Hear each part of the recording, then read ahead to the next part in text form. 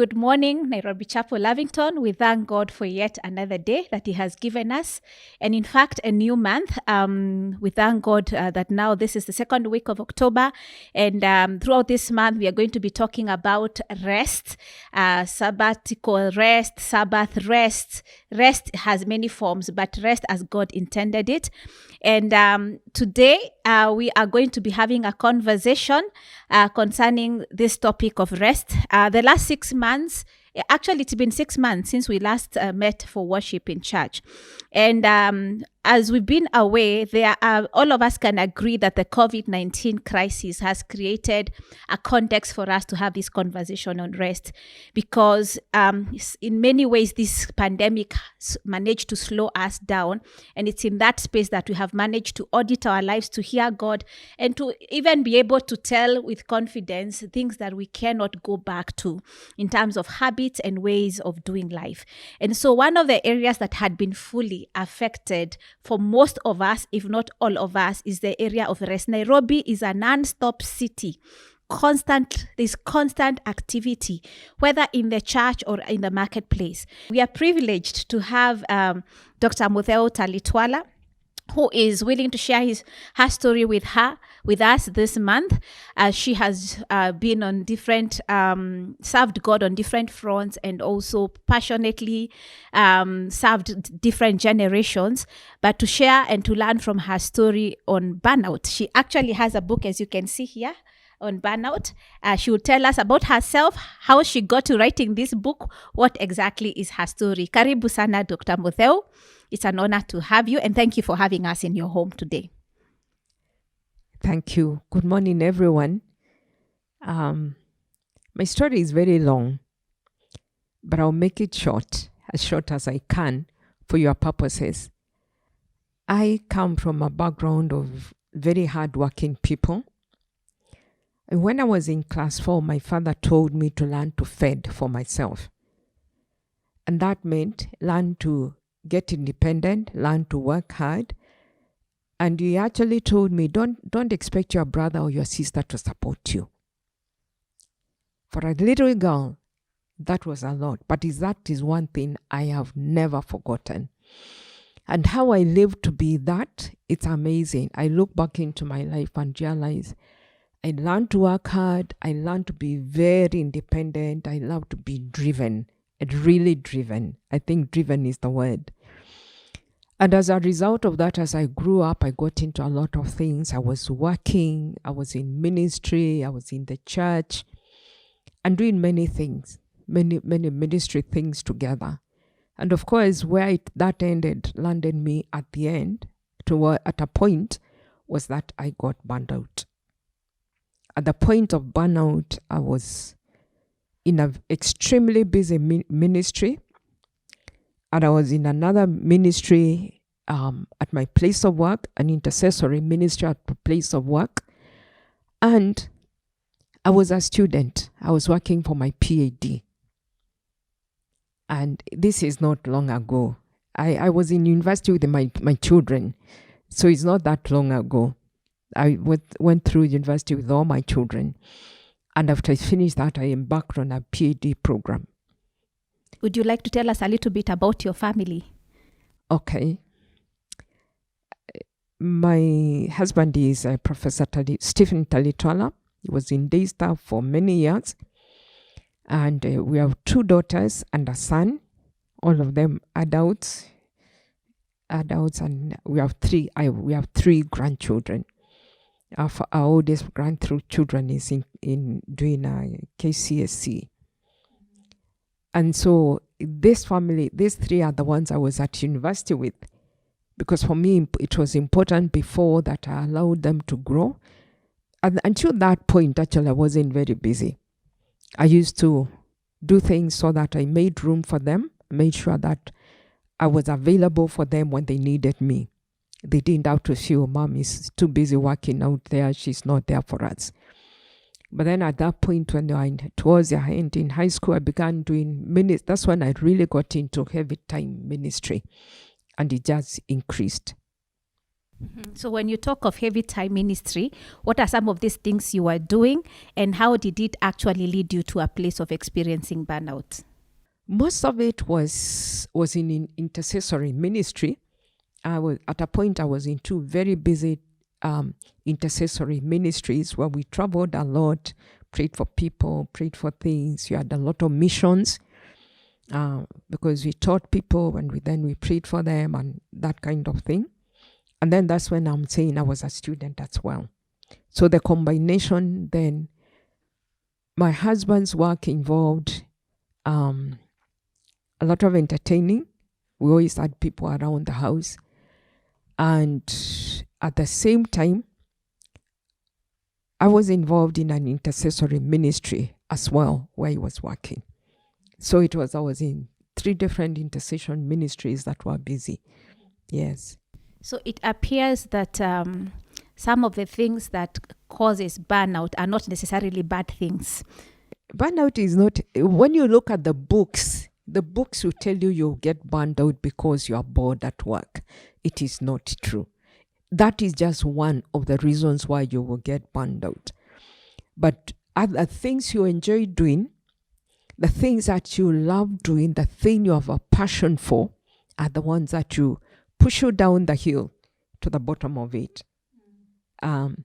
Because there was nothing I did that I didn't love. I loved every moment of everything I did. To me, it was a ministry. As I said, I learned to work hard and be very driven. So everything I did with that passion, that drive to get it and get it done well. And that is where the whole thing comes in. When you look, many of the people who get burned out are perfectionists. And perfectionists want to do everything at the very best. Even if it means stepping on toes of their people they are working with, because they have a set goal up there. And that standard, that goal must be reached at whatever cost. And normally we don't realize doing so is over pushing us and over pushing the other people. So we just push. If you can't do it, I'll do it. And we end up by taking actually a lot more than we should do. And so if that is you, please watch out, because you will be bound for burnout at a point if you don't slow down. It's just that you're driven, there's work to do, you want to do it well. And of course, as believers, we also know that God expects us to do excellent work. We serve an excellent God. So if you know God to that level, you want to do excellent work for Him. So if there are no measures taken, you are just driven to do it. And before you know, you are at that point. So what you're saying is that for sure we need to serve God with excellence, but we are responsible for pacing ourselves, because passionate people sometimes, I am one of those people, and I think God has really taught me a lot in this season. And there's one thing is to hear, it's another one to really learn how to walk that path. So I would like to hear more from you. These are conclusions you've made after going through a certain journey. How did you get to a place where you knew that you are actually burnt out? Because sometimes they say the burnt out person is the last one to know, because they are overtaken by their passion. Well, I'm a professional. I am a psychologist. And the people will tell you you're burnt out as psychologists, as psychiatrists, because they're the ones. Burnout is not a physical illness as such. It shows with all the physical symptoms, but it is a psychological illness. And psychological illness are best known by those who deal with that area of medicine. And so for me, I knew I was overexhausted. I'll just quickly say a few things that you know when you are going through that, you are on the path to burnout. You are tired, you go to sleep, you sleep even 6-7 hours, you wake up, you are probably feeling more tired than you were before. That is not normal. So that is one of the signal signs, typical signs of burnout. You may find yourself getting very very often sick.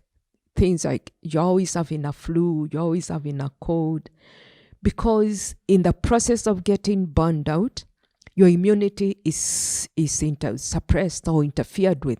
So you get sick quicker than other people do. You may find yourself with very typical things like a chronic headache, an upset stomach that doesn't seem to cure. You seem to have a lot of acid in your stomach. All those, we take them for granted, but they are signals. Your body is signaling you that something is not right. Emotionally, you may find yourself getting very easily irritated, very frustrated. You begin to doubt your ability to do the things you have always done and done well. For example, for me, the year I got admitted into hospital, I remember going to class at the beginning of the semester and being given a course that I had not prepared for. And for me, usually I prepare long before so that at least I have notes of half of the semester before we begin. I came one day and sat in my office and I couldn't just do it. And I love writing, I love reading. The books began to terrify me.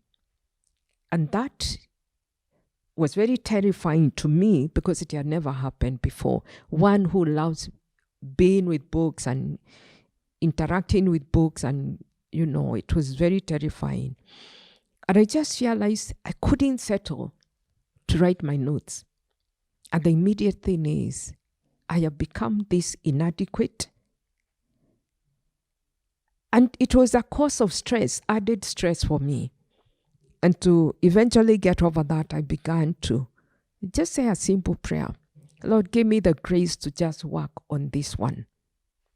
And every time I came to prepare my notes from then on, I had to pray just that simple prayer. Give me the grace to just work on this one. And I was able to. So all those things, when they begin to come together, something is not right. If you go to the regular doctor and tell them you are tired, they'll give you a sleeping pill, but it doesn't solve the problem. Or they'll give you something else, you say you have pain. Pain is another thing that is a common part of common cause or companion of burnout. You just have pain. Pain, like I said, headache. You may have back pain or pain or here and there. Those are part of it all, and you need to recognize that. Because when, as I said, the people understand burnout most as psychologists and psychiatrists. The others maybe because of inadequate, not having confronted it in their training, it doesn't occur immediately. And you may be given all sorts of, you go and you have all sorts of tests done, they are all negative, and you are given a very clean bill of health. But you are very unwell yourself. And as my doctor eventually said, if only they can open you and see how sick you are inside, then they'll understand. Because when you look at the person who is burning out, for example, if I looked at you without any other way of knowing you have gone through burnout or something, you look very normal. You look just like you. And there's nothing wrong. And people, you may not even have that headache very often. You look normal. So nobody will understand why you are saying you are ill, you are not well, because you look well. And you will look well throughout the process, but you are very ill. Because there's one of the other major things is a loss of energy. You don't have energy. You wake up in the morning, you drag yourself. And if it is pushed, and almost always, burnout will go with a certain amount of depression. And this is all because of the chemical changes in the body. There's so much chemical change in the body that it just disrupts your systems. The chemicals that gives us the psyche to wake up in the morning, they are not there. They are being depressed by other chemicals. So you wake up, you don't have the energy, you don't want to do. all you want to do is lie down and rest, and people don't understand why are you sleeping all the time. And as a result of that, then people become, even family can become very unkind if they don't understand. And you feel, this makes the person even feel more isolated, misunderstood, and you feel like you are a person who is just making up the story because it is a story that is not true, which is not really true. You are not well. And so it's complicated to diagnose if it is a regular doctor. And they'll do all the tests. They'll tell you, give you a clean bill of health, but you're dying inside. Wow. So when I think about the book you've written, and I know you have a registered consultancy, I think some of the symptoms you're talking about and ways, things to look at for us to be aware of what's going on in ourselves or even in people that we work with, many of us are not equipped to know, to pick those things when they're happening. How would you help employers and family members and individuals to be on the lookout where this is concerned? It almost sounds like the mental wellness awareness that is being advocated for right now, because many times we judge people who really need our help because we are not able to tell what is wrong with them. And sometimes we are those people, and we start disqualifying ourselves because we do not know what to do with ourselves. We can only tell that something is different. It's interesting that this week I met someone, actually last week, who told me that they were in the UK and that the UK has a minister for loneliness because they have identified that as a need.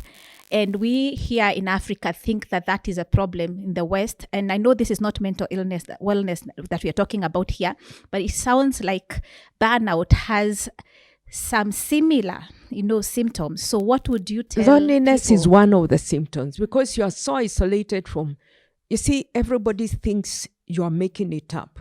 So that draws you in a very lonely place. And you can walk, that makes you worse because you feel no one understands, no one cares. I am alone. That kind of thing. And that will lead to loneliness. It will lead to all sorts of other things. It is true. As we say, this is a psychological illness that is presented by physical symptoms. And it is the best thing we can do is when someone keeps on saying, I am not well, instead of condemning them, understand them, encourage them to get to a psychologist, even before a psychiatrist, because a psychologist will be able to identify what is wrong. And if it's not a very advanced stage where you need to have drugs, she can walk with you. She or he can walk with you that journey. And you may be able to, if it is early enough, you may be able to avoid medication. But if it is advanced, you will need to go to medication. And then that is where now the psychiatrist comes in. And here, it is a question of realizing you need both, because the psychologist is the one who is meant to do a lot of talking with you to actually identify exactly what is going on and help you get out of it.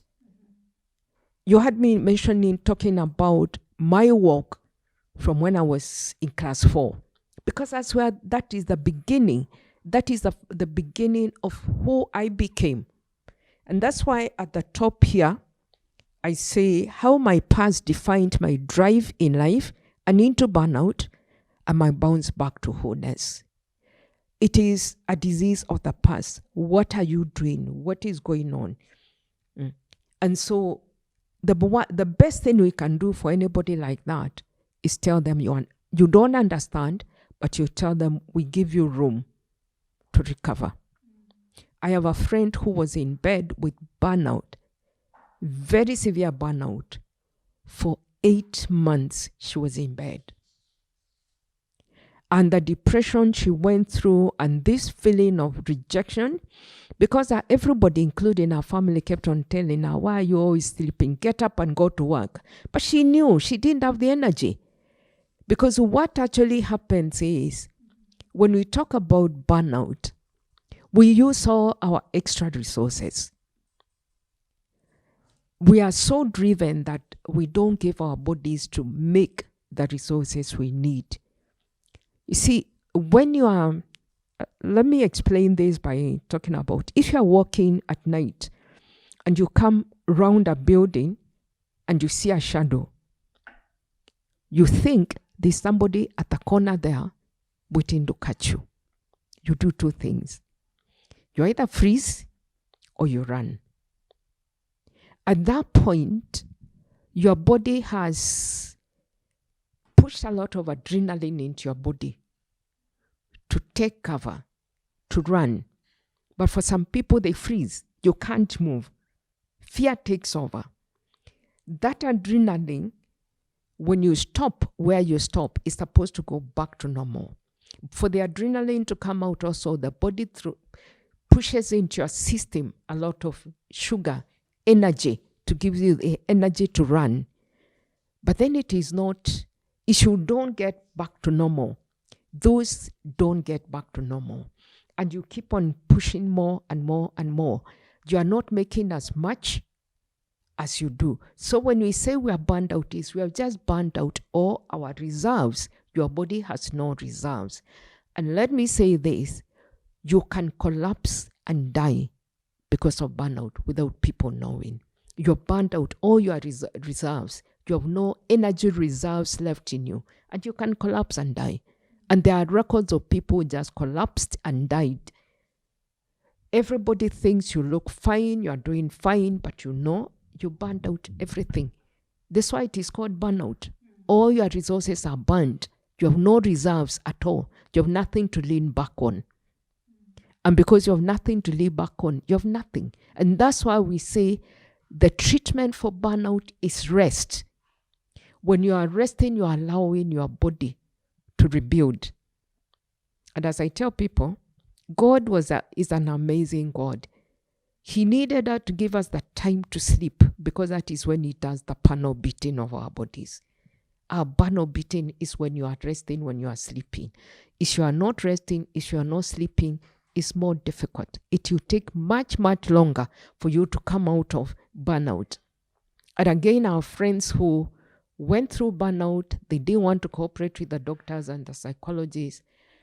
For you to be able to recover, if it is that severe, is where you need the medication to support you to begin to get some of those chemicals that have been completely depleted by the adrenaline. You know, we just talk about adrenaline and we don't realize it's a good thing, but it is a dangerous thing. And you need the doctors to support you with medication for your brain to begin again to make those things. On a normal basis, the brain makes all these chemicals. But when you are burnt out like that, if you don't get rest, if you don't get the medication, you don't begin to recover. And this is why if you are in that level and the doctor said you need medication, cooperate with the doctor for as long as he tells you. You are doing yourself a favor. If you don't do that, you keep on going. Every bit of energy you make, you burn. You make, you burn. So you keep on going down like a yo-yo. You keep on getting recurrences. Since I last took medication in 2012. I have never taken medication. But I had taken medication for 7 years. Wow. As we come to a close, I know there is so much you have to say about this topic, but time may not allow us. Earlier on, you had mentioned to me how at some point you were okay, then there was a relapse, because remember, passionate people have a way of going back to what they really love doing. So what did you learn out of that? And what would you tell people especially people who are really passionate, and also people who are responsible for teams and employers, because really we are the ones who create cultures and work rhythms that may either bring people to this place or help them pace themselves. So what did you learn, and what would you tell someone who has that privilege of creating a culture in an office or organization to pace people properly? at that point of a relapse, what happened to me was I went back to school. And this was an assignment from God. I didn't tell myself to go. But what happened is, with these short courses, or where you do several courses, in what we at the universities, you go and do a crash course over 4 weeks instead of taking the 15 weeks. You are taking 15 weeks work in 4 weeks or 5 weeks. It is heavy. And that's what happened to me. For me, what I had to do was get back to the doctor. I was almost at the tail end of coming off the medication, but I had to take medication for almost another 6 months, 8 months, because I'd burned out whatever I'd gained. It is important to realize that you can get back to burnout. One of the things you must learn to do is say no without shame. You look at somebody with a straight face and it's your boss telling you do this, and you say, I am sorry, I am not going to do it. No. It is not easy, but it is a must. If you really want to live and recover completely. And as I was mentioning to you, since then, I've been fine. As I say, I've not taken any medication from 2012, but I learned to say no. Before then, I didn't know how to say no. You tell me to do this. And these people are performers. They usually do very well. So everyone knows if you want something done, pastor will do it. If you want something done, pastor will do it. At that point, she has got to learn to say, no, I'm not going to do it. I am assigning it to you. With a straight face, without feeling guilty. Because if you're feeling guilty, it will force you to go back, and you're pushing yourself in a corner. Learn to just say no. Learn to pace your life. Look at what you're eating. The one thing I know saved me at that point is because when I went into hospital in 2006, at the end of the year, was that I had been on juicing heavily and taking up to 8 glasses of juice every day. That for me was my savior. I could have been one of those who just went. And look at what you're eating. Eat well. Rest. Exercise. Talk to people. Journal. If you've never journaled, learn to journal. But above all, it is the important fact that you must rest. Whatever resting will take. For me, resting meant I had to stop teaching at the university, because there was no way I can tell the university I am not going to come to class. And the doctor told me something major must happen. The one major thing that I couldn't control was teaching. And so I had to say no to teaching, step out. And learn to take life much more easily. I was very unprepared for that, but I needed to get well. So that is the path I took. Wow, thank you so much for sharing with us your story.